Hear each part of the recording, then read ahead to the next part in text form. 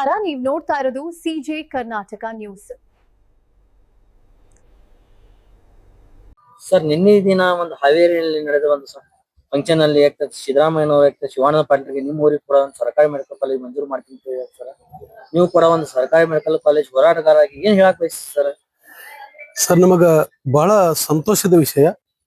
ನಾವು 110 12ನೇ ದಿನ ಆಯ್ತು ಇವತ್ತಿಗೆ. ಸತತ ನಿರಂತರವಾಗಿ ಅನಿರ್ದಿಷ್ಟ ಧರಣಿ ಜೊತೆಗೆ ಅಹೋರಾತ್ರಿ ಧರಣಿ ಕೂಡ ಕುಳಿತು ನಮ್ಮ ವಿಜಯಪುರ ಜಿಲ್ಲೆಯಲ್ಲಿ ಸರ್ಕಾರಿ ವೈದ್ಯಕೀಯ ಕಾಲೇಜ್ ಆಗಲೇಬೇಕು ಅನ್ನುವಂತ ಹೋರಾಟಗಾರರ ಏನು ನಮ್ಮ ಬಿಜಾಪುರ ಜಿಲ್ಲೆ ಇವತ್ತ ಹೋರಾಟಗಾರರಲ್ಲಿ ಗುರು ಹಿರಿಯರಾಗಿರ್ಬೋದು, ಆಮೇಲೆ ತಾಯಿಂದರಾಗಿರ್ಬೋದು, ಸಹೋದರಿಯರಾಗಿರ್ಬೋದು, ಸಾಕಷ್ಟು ಅವರಲ್ಲಿ ಒಂದು ಕಿಚ್ಚು. ಯಾಕಂದ್ರೆ ಎಲ್ಲಾ ಮೂಲಭೂತ ಸೌಲಭ್ಯಗಳು ಇರುವಂತ ನಮ್ಮ ವಿಜಯಪುರ ಜಿಲ್ಲೆಯ ಆಸ್ಪತ್ರೆ, ಅದ್ರ ಜೊತೆ 150 ಎಕರೆ ಜಾಗ ಕೂಡ ಎಲ್ಲಿ ಇರ್ಲಾರ್ದಷ್ಟ ಎಲ್ಲಾ ಮೂಲಭೂತ ಸೌಲಭ್ಯ ಇರುವಂತ ಪ್ರದೇಶದಲ್ಲಿ ಒಂದು ಸರ್ಕಾರಿ ವೈದ್ಯಕೀಯ ಕಾಲೇಜ್ ಆಗ್ಲಾರ್ದನೆ ನಮ್ಮ ಬಿಜಾಪುರ ಜಿಲ್ಲೆ ಎಷ್ಟೊಂದು ಅನ್ಯಾಯಕ್ಕೆ ಒಳಗಾಗ್ತಾ ಇದೆ ಅನ್ನುವಂಥದ್ದನ್ನು ನಾವು ಎಲ್ಲಾ ಹೋರಾಟಗಾರರು ಮನಗಂಡು ಜಿಲ್ಲೆ ಜನತೆಗೆ ಯಾವ ಕಾರಣಕ್ಕೂ ಅನ್ಯಾಯ ಆಗಬಾರ್ದು ಅನ್ನುವಂತ ಉದ್ದೇಶ ಇಟ್ಕೊಂಡು ನಾವು ಹೋರಾಟಕ್ಕೆ ಕುಳಿತಿದ್ದೀವಿ. ಅದರ ಪರಿಣಾಮವಾಗಿ ನಮ್ಗ ಸರ್ಕಾರ ಒಟ್ಟ ಕಣ್ಣ ತೆರಲಿತ್ತಿರ್ಲಿಲ್ಲ.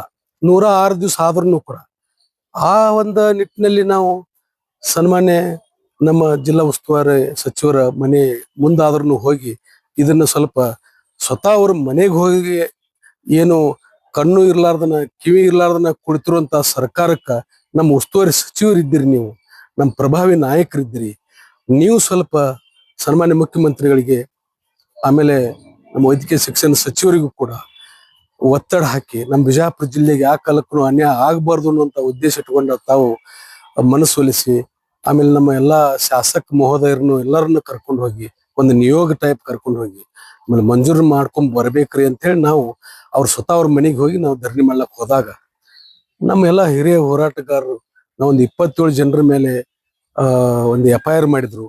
ಅದರಲ್ಲಿ ಒಂದು 6 ಮಂದಿ ಹಿರಿಯರು, ಅದರಲ್ಲಿ ಸ್ವಾಮೀಜಿಯವರು ಕೂಡ ವಿನಾಕಾರಣನೇ ಆ ಸ್ವಾಮೀಜಿಯವರ ಕಾಲ್ ತುಳಿದು ನಾವೆಲ್ಲ ಹೋರಾಟ 106 ದಿವಸ ತನ ನಾವ್ ಇಲ್ಲಿ ಹೋರಾಟ ಕೂತೀವಿ. ನಮಗ ಬಿಟ್ಟಾರ ಪಾಪ ಸ್ವಾಮೀಜಿಯವರು. ಇವತ್ತು ಕಾಕಿಗೆ ಎಷ್ಟು ಮಹತ್ವ ಇದೆ, ಕಾವಿಗೂ ಅಷ್ಟೇ ಮಹತ್ವ ಇದೆ ಅನ್ನುವಂಥದ್ದು ನಮ್ಮ ಭಾರತ ದೇಶದ ಒಂದು ಇತಿಹಾಸದಲ್ಲಿ ಎಲ್ಲ ಪ್ರತಿಯೊಬ್ಬರು ಹಿರಿಯರೆಲ್ಲ ಹೇಳ್ಕೊತ ಬಂದಿದ್ದಾರೆ.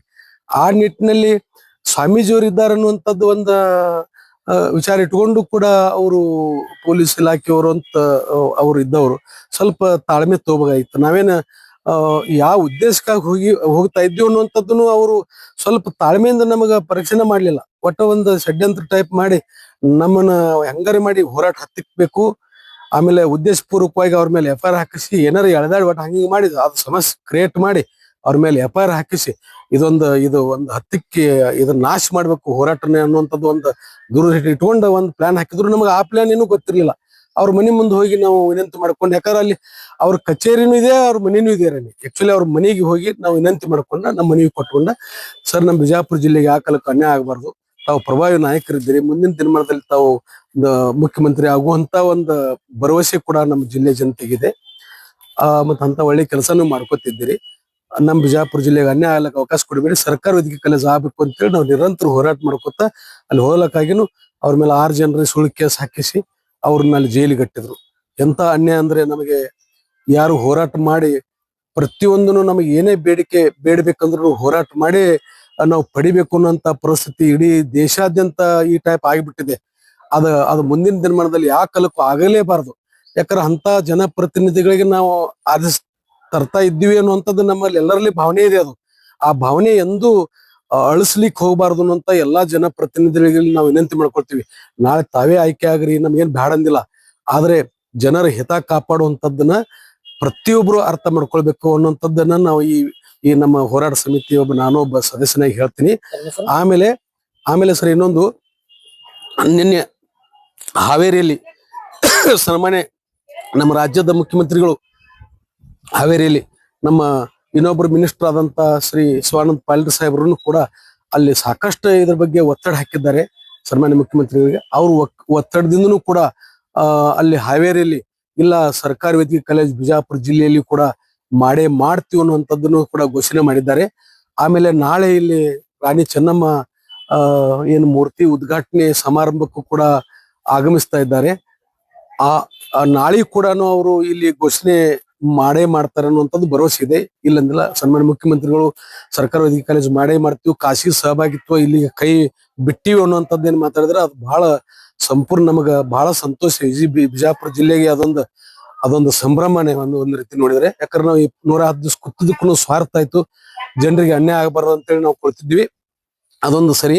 ಆದ್ರೆ ಎಲ್ಲಾ ತರ ಮೂಲಭೂತ ಸೌಲಭ್ಯಗಳು ಇರುವಂತದ್ದ ಮನಗಂಡು ಸನ್ಮಾನ್ಯ ಮುಖ್ಯಮಂತ್ರಿಗಳು, ಆಮೇಲೆ ನಮ್ಮ ಜಿಲ್ಲಾ ಉಸ್ತುವಾರಿ ಸಚಿವರು, ಆಮೇಲೆ ಇನ್ನು ನಮ್ಮ ಸಚಿವರು, ಇನ್ನೊಬ್ರು ಸಚಿವರು, ಮತ್ತೆ ಎಲ್ಲಾ ನಮ್ಮ ಜಿಲ್ಲಾ ಶಾಸಕ ಮಹೋದಯರಿದ್ದಾರ, ಎಲ್ಲರೂ ಒಗ್ಗಟ್ಟಾಗಿ ನಮ್ಮಲ್ಲಿ ತಕ್ಷಣನೇ ಸರ್ಕಾರ ವೈದ್ಯಕೀಯ ಕಾಲೇಜು ಮಂಜೂರು ಮಾಡ್ಕೊಂಡು ಬರೋ ಸಲುವಾಗಿ ಇನ್ನು ಮೇಲಾದ್ರೂ ನೀವು ಎಲ್ಲರೂ ಒಗ್ಗಟ್ಟಾಗ್ರಿ. ನೀವು ಒಗ್ಗಟ್ಟು ಇರ್ಲಾರ್ದಕ್ಕನೆ ನಮ್ಮ ಬಿಜಾಪುರ ಜಿಲ್ಲೆ ನಾವೆಲ್ಲ ಬಡವರಾಗಿ ಉಳ್ತಾ ಇದ್ದೀವಿ. ಸಾಕಷ್ಟು ಇಲ್ಲೆಲ್ಲ ನಮ್ಮ ಬಿಜಾಪುರ ಜಿಲ್ಲೆ ಸಾಕಷ್ಟು ಅವಕಾಶಗಳಿದ್ರು ಕೂಡ ವಂಚಿತ ಆಗಬಾರ್ದು, ಯಾರು ಬಡವರಾಗಿ ಉಳಿಬಾರ್ದು. ಪ್ರತಿಭಾವಂತ ವಿದ್ಯಾರ್ಥಿಗಳು ಉನ್ನತ ವೈದ್ಯಕೀಯ ಶಿಕ್ಷಣ ಸಿಗಬೇಕು ಅಂತೇಳಿ ನಾವು ಬಿಜಾಪುರ ಜಿಲ್ಲೆಯಲ್ಲಿ ಸರ್ಕಾರ ವೈದ್ಯಕೀಯ ಕಾಲೇಜ್ ಬೇಡ್ತಾ ಇದ್ದೀವಿ.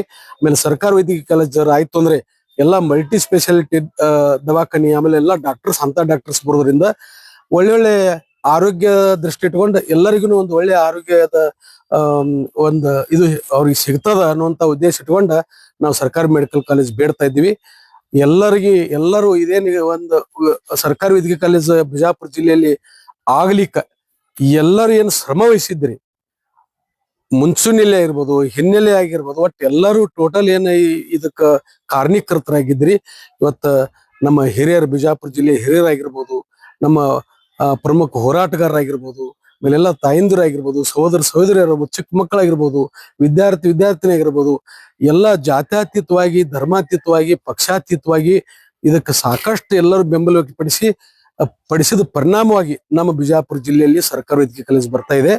ಎಲ್ಲರಿಗೂ ನಮ್ಮ ಹೋರಾಟ ಸಮಿತಿ ವತಿಯಿಂದ ಬೆಂಬಲ ವ್ಯಕ್ತಪಡಿಸಿದಕ್ಕಾಗಿ ತಾವು ತನು ಮನ ಧನದಿಂದನೂ ನಮಗ ಅಲ್ಲಿ ಹೋರಾಟ ಕೂಡ್ಲಿಕ್ಕೂ ನಮಗ ತಾವೆಲ್ಲರೂ ಕಾರಣೀಕರ್ತರಾಗಿದ್ದರ ಸಲುವಾಗಿ ತಮಗೆಲ್ಲರಿಗೂ ನಮ್ಮ ಹೋರಾಟ ಸಮಿತಿ ವತಿಯಿಂದ ತುಂಬ ಹೃದಯ ಧನ್ಯವಾದಗಳು ಸಲ್ಲಿಸುತ್ತೇನೆ.